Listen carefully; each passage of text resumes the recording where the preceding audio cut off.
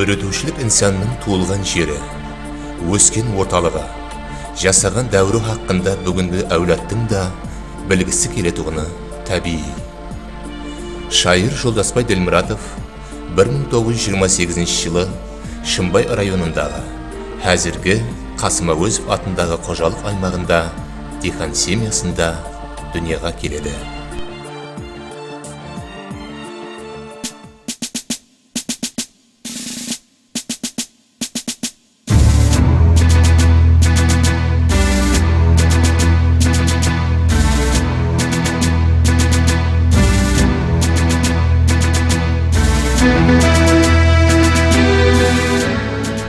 Ватандарлық ұрыс жыллары жас Жолдасбай ауыр тұрмысты басынан кешіреді.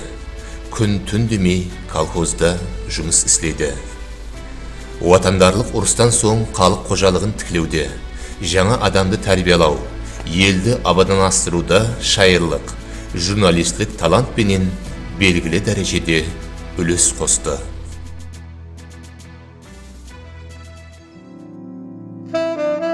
Болашақ шайыр 1950 жылы Нөкістегі мұғалімдер институтын бітіреді.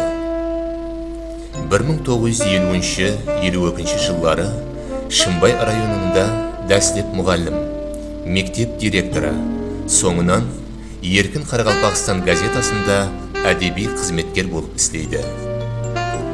Ал 1952-92 жыллар аралығында Қарақалпақстан радиосында редактор, кейін ала бас редактор лауазымларында істейді. Шайырдың дәстепі қосқылары 1948 жылдан бастап республикалық газеталарда һәм әдеби альманахларда жарияланды. Жолдасбай Ділмұратов Қарақалпақ әдебиетіне жаслықты жырлаған, жастар шайыр спатында нық қадемлері менен кіріп келді.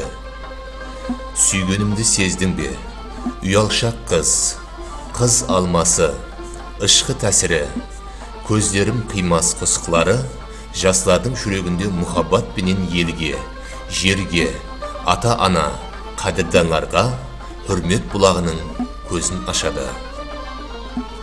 Түнлерде шайырдың шырасы өшпеді, ой қиялы қалғымады. Оның жастарға арналған поэзиялары, ватанды сүю, ел үшін қызмет істеу, әрбір инсан үшін әділі вазипа, бұқаралық міндет екенлігін жас әулеттің санасына жеткерді. Шайырдың 19 жаста еді поэмасында батырлық ісі сірә, өнеруді еш білмейді. Ертеңгі жас әулетларда оны мұдам қадірлейді деген елге қызмет істеу, мәртілік көрсету, балаларды адамгершілік суына шомылдырады.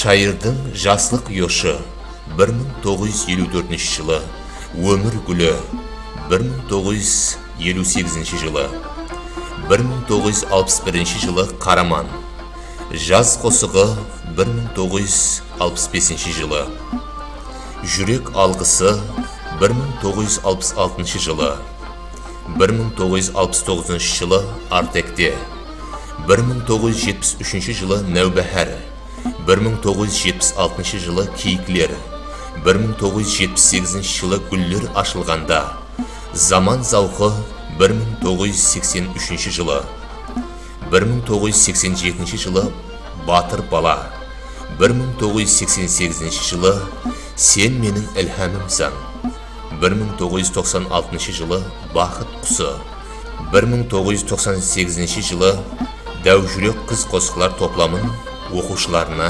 сауға етті. Сондай-ақ қосық шығармалары басқа тілдерге аударылып, өз алдына кітап болып шықты. Біздің класс, әмін толқынлары кітаплары өзбек тілінде, жүрек естеліктері қырғыз тілінде, устремление к высоте, заветная мечта кітаплары рус тілдерінде басылып шықты.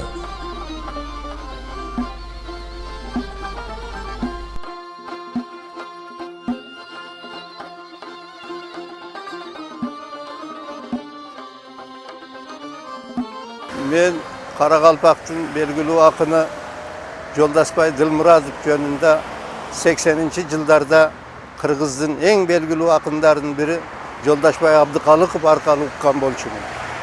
Al mezgilde Joldaşbay Abdıkalıkov Kırgız baldarının gezitinde redaktör bolçu.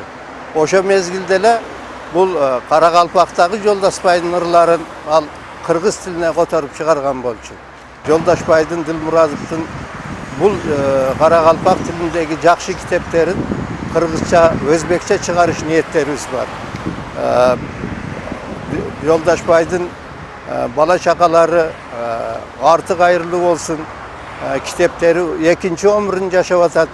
Ben oşonun için Qaraqalpaq dostu Joldaşbay Dilmurazov'du.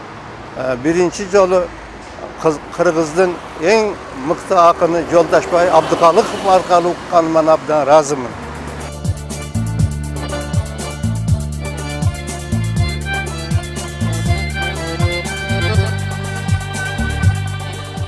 Şair tворчествосында Mamak osıqları belgili orunda iyeleydi. Onun 50'ge жақын шығармалары тикарында жазылған Mamak osıqları Qaraqalpaqstan radiosunun altın fonduna kirdi.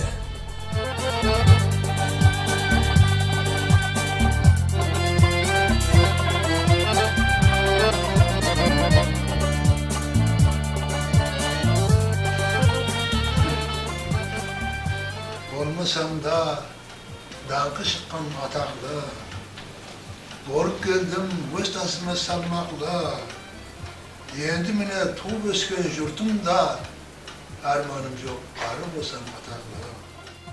Жолдасбай Dilmuratovga баспасөз һәм радиода узак жыллар дәвамында минсез хезмәтләре өчен 1975 жылы Qaraqalpaqstan Республикасы, 1982 жылы Өзбекстан Республикасына минет сіңген мәдениет қызметкері хөрмәтле атағы берілді.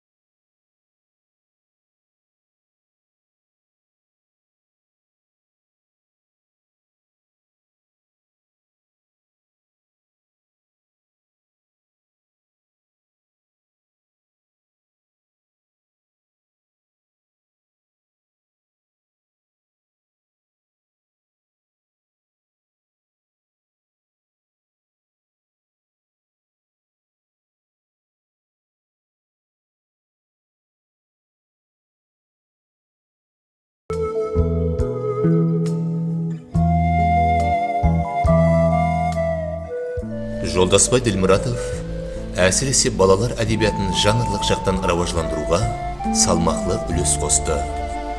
Шайыр өзінің мұхаббат лирикалары менен көпшіліктің, әсіресе жастардың жүрегіне жол тапқан инсан еді. Өмірде, тұрмыста, жәмәатте өзінің кең пейілдігі, әпуайлығы менен өз орнына лайық инсан болды. Дөретушілікте өз қосықлары менен оқушылар қалбіне жол тауып, Қарақалпақ әдебиятына өзінің өлмес естелігін орнатып кетті.